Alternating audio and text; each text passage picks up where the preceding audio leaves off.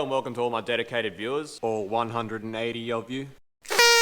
There's been a development in my life that is going to change everything. But first, I went to Winter Nuts the other weekend and witnessed some pretty cool stuff. Saw the fastest 1,000-foot run in a top fueler in Australia at a 3.77 seconds, which was insane, like crazy.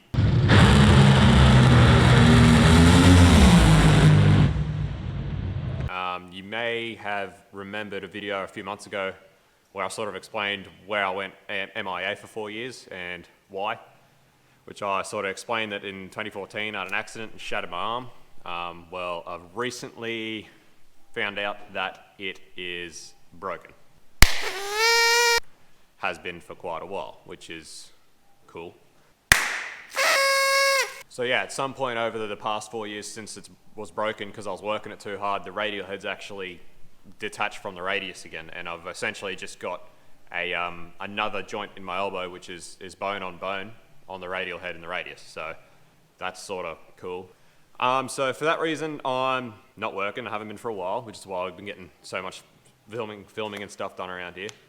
But what it does mean is because I'm not working, I am very poor. I've got bills to pay. So unfortunately, it's got to the point where the Skyline has to go. Now I know I talked about doing it anyway, although at the time I didn't expect to have to sell it until after I'd had another drift car already sorted, ready to go, so that I wasn't without a drift car. So,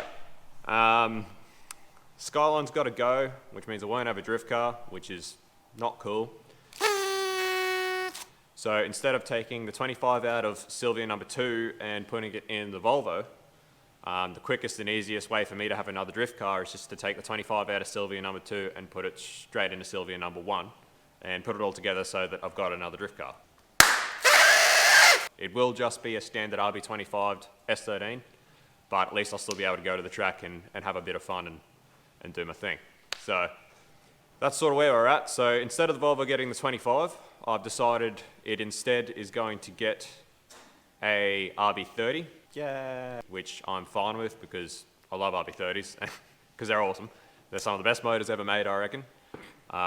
So it's getting an RB30, which doesn't matter because I can still use all the same gearbox and clutch and everything else that I would plan to use, but I'll just put it on an RB30, which I've got spares of anyway. So it doesn't change too much for the Volvo.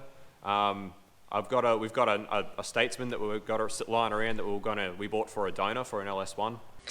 That you want.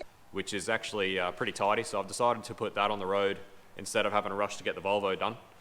So there's not really a massive rush to get the Volvo done now, so it can sort of just get done in its own time. I've got another car to register so that I can sell my Navara, and I'll have the S13 to drift, because this has got to go.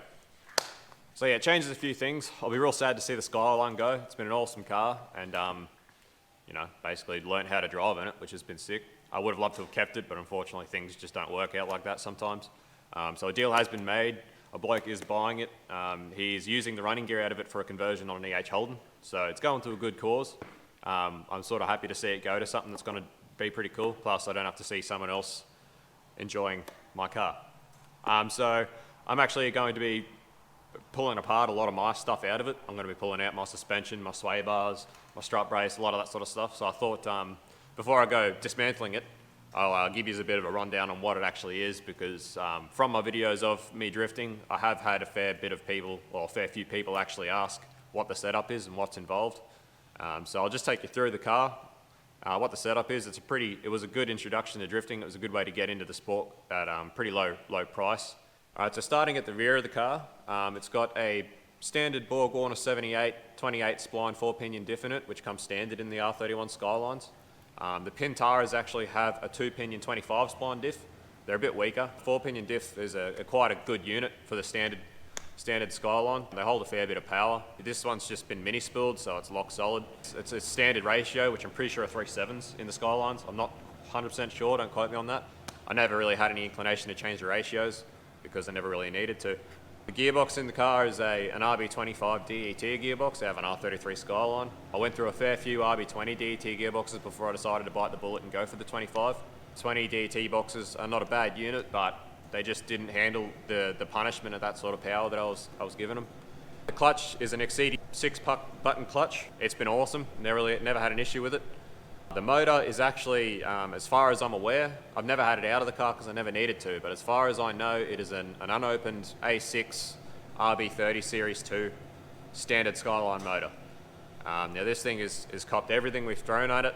It's never skipped a beat, it's never dropped compression, and I've always adapted the attitude that if it's not broke, don't fix it. So I never pulled it out of the car. I've got spare motors ready. I had spare motors so that if it did go, I could put a decent head gasketed motor back in and pushed it a bit harder. So turbo on the car is an $200 eBay spec GT 3076, water and oil cooled, which again has just handled everything we've thrown at it. It's never skipped a beat. It's awesome. It's just a stainless T3 high mount off eBay, which keeps cracking. If you are looking at turbo, you're far better off spending the money to go to a steam pipe manifold if that's the way you want to go, because they will not crack like the stainless ones will. It's a 2-bolt 38mm wastegate. It's a Turbo Smart Ultragate blue. So this car is running at about 15 pound and makes 320 horsepower. ECU is a Microtech LT8 with a hand controller.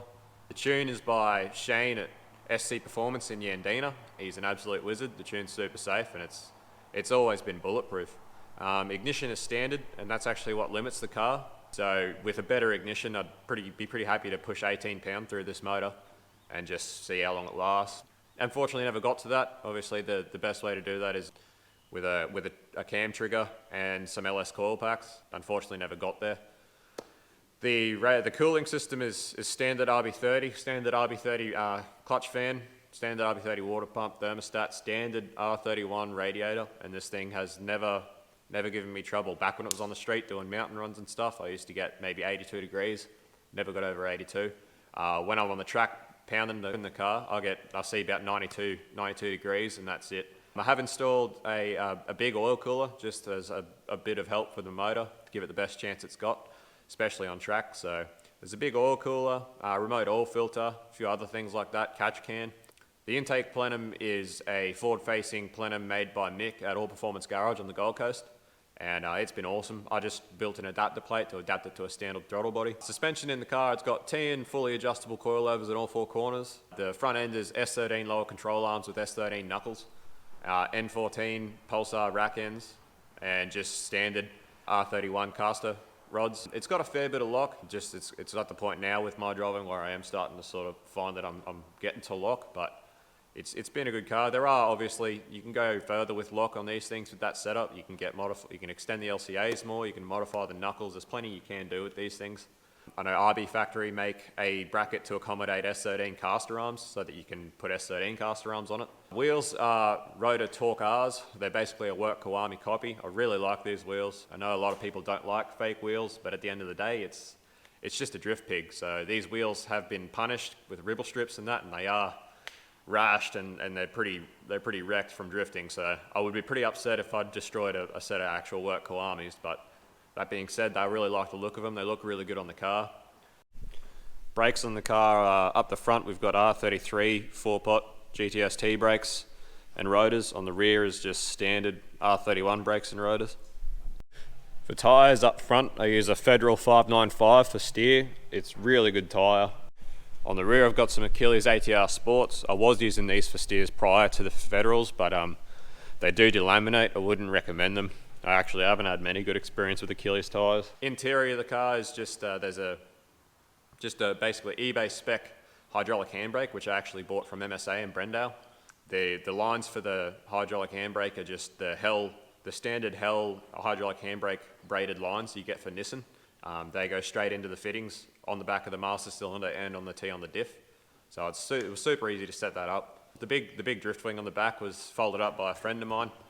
He does a lot of sheet metal, so he folded that up and we put that in a big hurry one night before Matsuri. So the car's overall been absolutely bulletproof. It's going to be sad to see it go. The exhaust is just a straight through 3-inch, no mufflers or anything, no catch, just straight through 3-inch mild steel. It actually does have a really nice note. I get a lot of compliments on the note of the car.